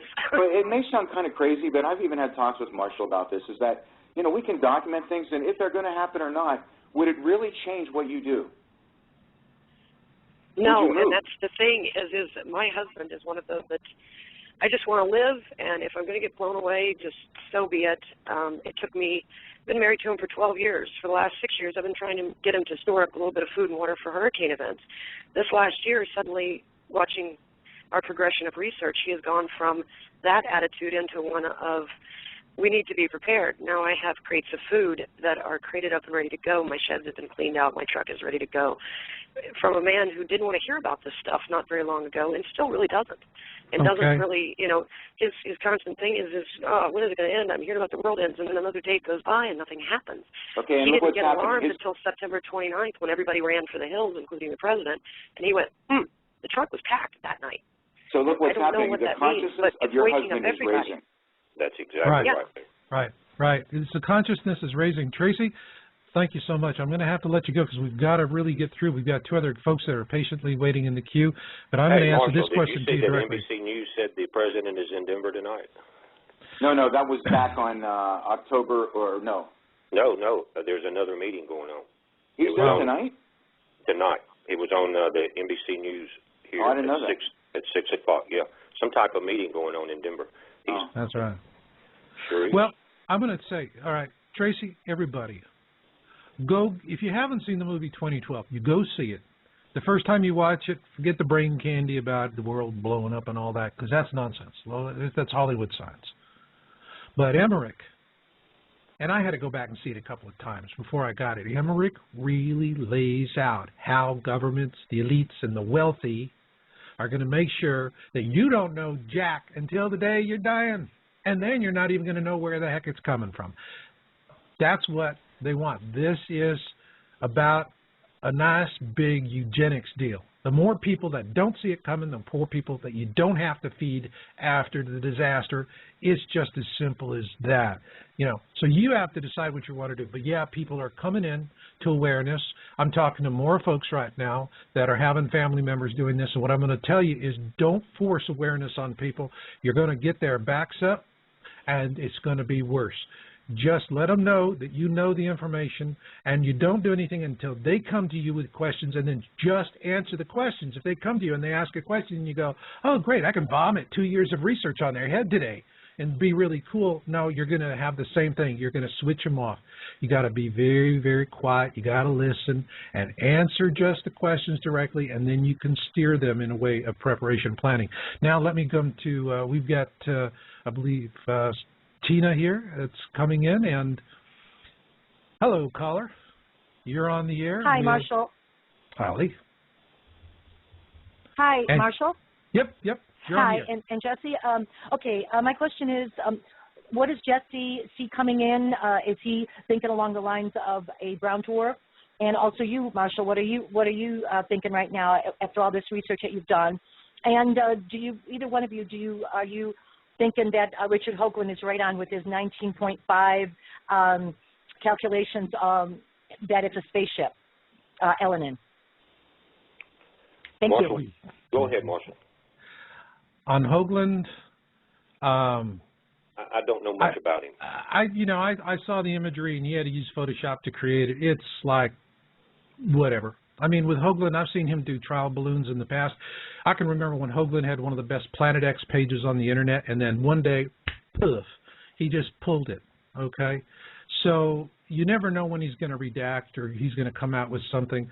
To me, he's not consequential in anything that we do. You know, we find it's a good source of information. He has excellent sources of information, but I don't view Hoagland personally for the work that we're doing as a reliable source. I'm sorry.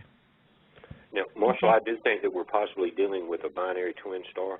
Again, I go back to anybody that wants to look at Phoenix 3333. I'm not pushing anybody. It's just that this guy's on top of it. He's got a YouTube channel. I think he's got a radio station. But the binary twin star, people need to read about that. It's not necessarily a sun. It's a collapsed star that never reached nuclear fission. And when it collapses like that, what it does is become so small that the density is so mass in the gravitational pull, and in this sense, the laser pull, that I think that one of the objects that we're tracking, probably the first one on SETI, is what we're dealing with, a binary twin. And it would, again, it matches all the profiles. Yeah, I mean, I can tell you what is a safe forecast for the future. Pain. And enlightenment, Marshall. Look at it positive. Okay, yeah. God, that reminds me of there's going to be a little pain in there, but we can handle that. We're tough. It's like that. Did you ever see the movie Life of Brian? And the end of the movie, they're all hanging on the crosses, going, "Always look on the bright side of life." Do-do, do-do, do-do, do-do. Okay, there you go. You got me there. Thank you, caller. We're going to get to the next folk, and I'm going to bring on. We have Brian, and Brian has a question about Montezuma. Yeah, just wanted to talk about, like Aztecs, they had, information passed down in generations. Well, Montezuma, he slayed as an astronomer and an astrologer, I think it's all one and the same, because he knew that a comet foretold a cataclysmic event. Ended up being La Perouse invading him. But, couldn't the comet foretell Planet X? Okay. Well, that's where we get so much of our information from, is the Mayan and Incas, Hopi. I mean, and they had to have extraterrestrial or somebody with a higher knowledge to teach them what they knew. So they were onto something. I think they were, this reoccurs, you know, but maybe doesn't this comet come ahead of the Planet X or not? Or is this just... Yes, it does. It sure does. There's a harbinger, just like Marshall says, there's a harbinger as an eye-opener to get ready. Right. We all got to get together and we can pray. That's all we can do. Well, if God's in control, don't worry about it. We're going to but as it actually said in the Hopi verbiage on that, it's time to spiritually prepare. That's right. Now more than ever. If you think about it, there's nothing else we can do but be ready to change. You know, fellas, there's one thing I always do. I always listen to that little voice inside. And that's the one thing I could tell everyone out there. If you want to know what your number one survival skill is going to be, it's going to be your ability to listen to that little voice inside you. And but to do that, you got to be able to be calm. You got to stay frosty. And if you do that, you're going to know, you're going to sense where to go. And there's no guarantees of who makes it out of this thing alive, okay? There's no guarantees. You can try and hedge your bets all you want. But, you know, you trust in a higher force. And that's what pulls you through. That's what the ancients tell us, too. And, guys, we have gone into overtime here. So, caller, thank you so much. And let's wrap up on these final thoughts. And I'll go to Larry. Well, you know, again, I thought more things might happen actually prior to this day with Elinin, and you know, we research things and try to stay as scientifically focused as possible, and yet we're aware of prophecy, but you know, we try to keep our heads down and present the information. And I know it gets so confusing at times, and it's like, you know, here I can see it continuing on, and despite some degree of jadedness that I'm sure our listeners can share by now, that just keep looking up, you know, stay focused, you know, listen to that voice inside, listen for the truth, because it's not over. It continues. I agree 100%, Larry.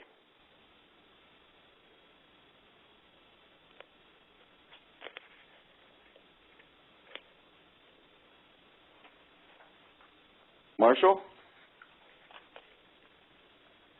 Jesse? Yeah, we having somebody. Oh, there we go. Yeah, we had a phone. We had a phone crash here. Yeah, we had a phone crash, but I went to back up. Oh, okay. And so we're in overtime here, and I just want to thank both of you guys for a heck of a show. The callers were fabulous tonight. The chat room, a lot of great comments in there, and it's been an excellent show.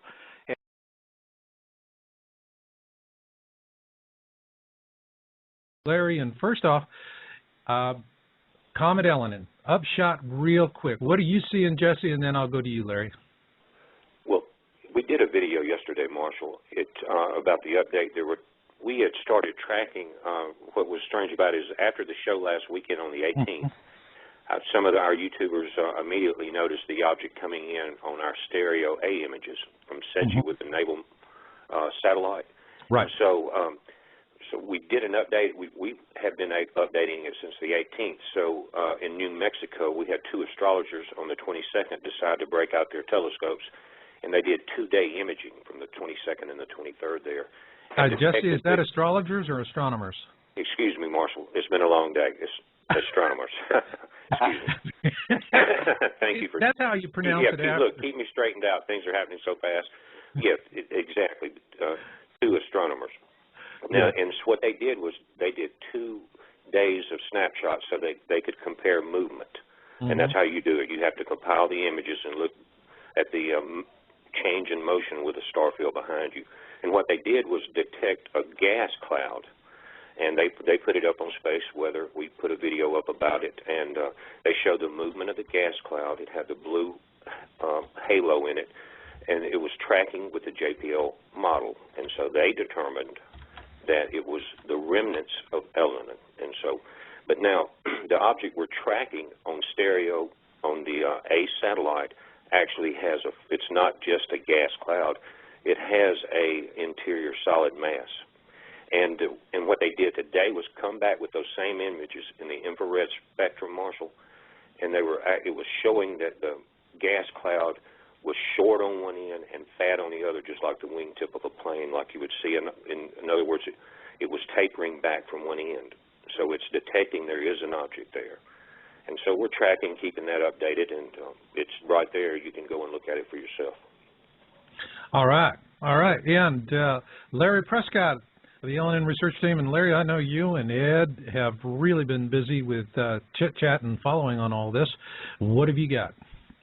Well, I think this is interesting in that it reckons back to when I worked with Ed and Richard, and we were all talking and predicting about this gas and the type of gas that was going to be around Elinin. And I believe it was Richard or Ed pointed out that it was going to be hydrogen cyanide. You remember that?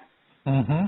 And anyway, and so now, and then I'm looking at Jesse's video, and he's saying the same thing. He's pointing out the hydrogen cyanide. Jesse, I don't know if you knew that when we were all talking about this back then, but I find it interesting now that that's where I got the information from, Larry. Well, very nice, thank you. But anyway, it's kind of cool to see that in one sense come to pass.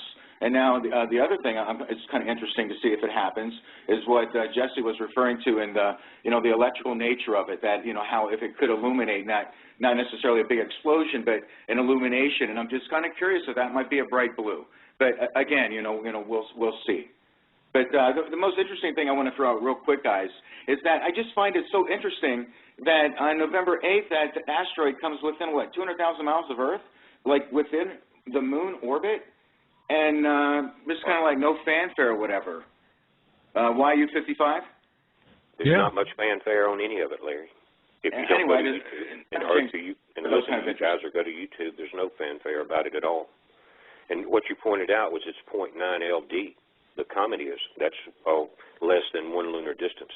And when you get within that distance, when you're that close to Earth, the gravitation of Earth has a tremendous change on the projected path. Well, that doesn't make me feel better. Well, I'm just kidding. I know what you mean. Right. Yeah, but I think that, what I'm interested in seeing is the overall pattern of comets that are now being observed, and particularly sun grazers and sun impactors. What are the two of you guys seeing on that that's different? Larry, I'll throw that one at you, then back to Jesse. What am I saying in terms of identification of them? Frequency, severity. Well, I tell you what, it seems like there's a whole lot more of them. I think Jesse in his one video was, that may be touched upon later, that he was remarking how there's quite a number of them out there right now. And it's like, NASA can pick and choose the ones they want to report or casually mention on a flyby later. So I guess the answer to that, there seems to be a lot more. Then you can take that beyond, okay, now what's causing all this? Yeah. What's causing all that? That's the good question. That one I'll throw back at you, Jesse. Marshall, it goes back to a video, I think it was 2 or 3 weeks ago. I think we have 130 videos up. We've been up 7.5 weeks. But it's called the Grand Alignment, and you guys have talked about this too, and it goes back to the actual date of December 21st, 2012. And now we know that the Mayan ninth wave ends on the 28th from the charts that I've seen. I'm no expert in that field, but the actual alignment where between the Earth, the Sun, and the galactic center is on December 21st, 2012, the winter equinox. And if you study that video, you will see that we are not part of the Milky Way. We are in the Milky Way, but we are a sub-galaxy of the Sagittarian galaxy. We're colliding at an opposite angle with a wing of the Milky Way. And if you remember, the scientists took a infrared telescope with cameras with it was a real high, like 20 millimeters or something, and they mapped all the stars in the Milky Way trail and in our area in the infrared spectrum. Then they put the data together and made maps. I put their map on the video called the Grand Alignment, and it's like two saw blades coming into each other at different angles. When you see the video and those images, I don't see how we're even here now. There's so much collision going on that it will blow your mind. Just take a look at that video. That's going to explain why we're having this extra bombardment, and it's also increasing what I call galactic heat or solar heat. Friction does that, and as you come closer to these objects, then they're combining heat, and so we've got multiple forces at play. But this Grand Alignment, I think, is the key to the whole thing. Even more so than anything else we've been looking at, Planet X, Comet Elinin? Well, no, it's the cause of all of that. Okay. You see what I'm saying? If you look at that video, Marshall, and any of you guys out there, you will be amazed at why we're even still alive. We're coming in such a stream of debris. Yeah. It's amazing. The hand of God is over us. And, you know, I would say that there's a good case to be made for that. If there's one thing that I learned is that we do have friends out there. We may not think of them in the way that we would normally think of as friends, but one of the things that really became apparent to us, especially when we were doing channeling research, was there are a lot of races out there. The only way they can connect is through this mental telepathy of sorts, and you know, they're rooting for us. But I think that there's also, you see an awful lot of these other websites out there that are talking about there's active participation. I mean, a classic one is Zeta Talk with Nancy Leader, and she's out there channeling the Zetas all the time. You know, but I mean, that's kind of hard to say. The Zetas told her Planet X would be here in 2003, and we missed the boat on that. So, you know, and I remember having her on my show, and she said, well, they did it to trick George Bush into launching the Iraq War so that it would drain the economy. And you know, the funny thing is when she said that, I mean, it was maybe back in 2004, 2005, and I remember when she said that, I was going, boy, that's a real stretch, Nancy. That's a real stretch. I'm thinking that. But, you know, it kind of played out that way, fellas. What do you think? Oh, yeah. What do you think, Larry? Oh, yeah.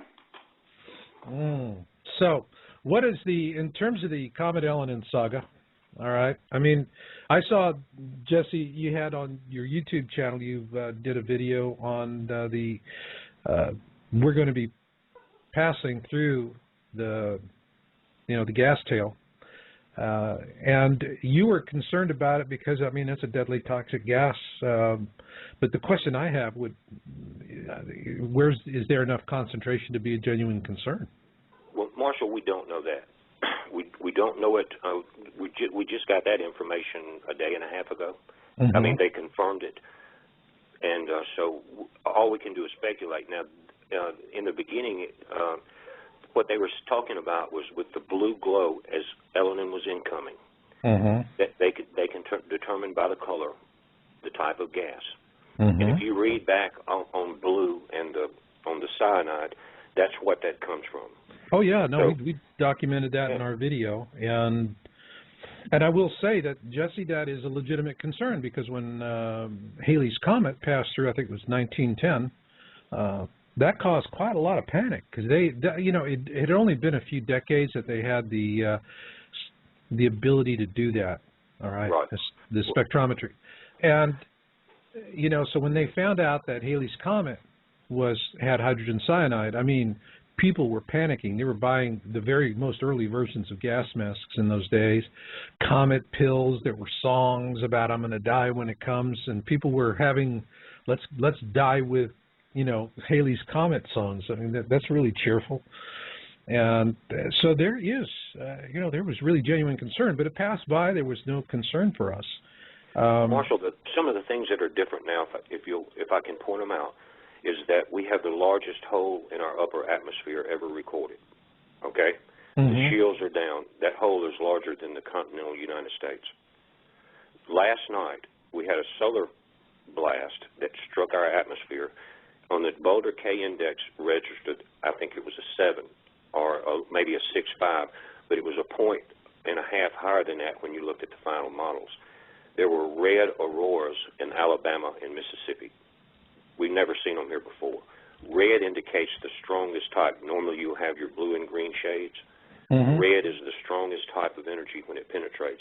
We also had a compression of our atmosphere from it. If you'll look at the latest video I did this afternoon after the show, it's called Elinin and the Two Nephews. You'll see the compression effects. The video is from NASA. It's amazing. It's the 2-day-old SETI images of this, and as it approached Earth, and as it approached our atmosphere, and it's what we're so. You've got that. Now, people have asked, why is this the 28th important with the alignment of Jupiter when we do it every 11 years? Well, this time, what it is, Jupiter is not in a perfect circle in its orbit. You see what I'm saying? When it's an elliptical orbit, and the difference between its closest approach to Sun on one orbit and in the orbit now is 50 million miles, okay? We won't be this close to Jupiter again until 2022. So you've got your solar flares, our shields are down, we've got the magnetic pull of Jupiter dealing with. Now, there's a possibility, and Phoenix 3333, one of the YouTube guys, Marshall, that I think he called in on the last show, is real sharp, and he's talking about a binary twin to our sun, and that's why we're seeing the images as they appear on the SETI-1 images. If you look at the reverse gray ones and the tail that's on this thing that's not visible, it makes a lot of sense to me, but our shields are down. It's our closest approach to Jupiter. We're in a solar maximum. That's why it's all different. So that is, all right. You know, well, I have a question for you. Yeah. So, Jesse, do you see that as having a connection to the Mount Etna eruptions, the Turkey earthquakes? I mean, you know, for the longest time there was all this speculation that Elinin or something near it. I mean, is it a type of geomagnetic effect or something that something external though that is manifesting in what's going on the Earth? It's a combination of things, Larry, and none of them are good. You've got, we're in our solar maximum, our shields are down. Now, you've got to understand the way the Earth heats up. When we receive energy from the sun, we receive it as high frequency. The waves are real short and real powerful. If you look at them on a sine wave, like on an oscilloscope, they can penetrate the upper atmosphere. The Earth and the surface of the Earth, the oceans, they absorb this, and as it's released slowly in a low frequency or slow wave pattern. Now, as you build up, if you've got chemtrails, if you've got greenhouse effect, and you have heavy bombardment, it's called a global or solar equilibrium that we release at low frequency at the same rate that we receive at high frequency, and we're not doing that. So as we're heating up the atoms inside the Earth and dealing with Elinin, especially if this thing turns out to be a variant star with a totally different magnetic field, that could, if it is one, the density of it's going to be incredible. But we're dealing with it on that level also. So if we're dealing with Jupiter, we're dealing with solar maximum again, and this heat is exactly the magma's rise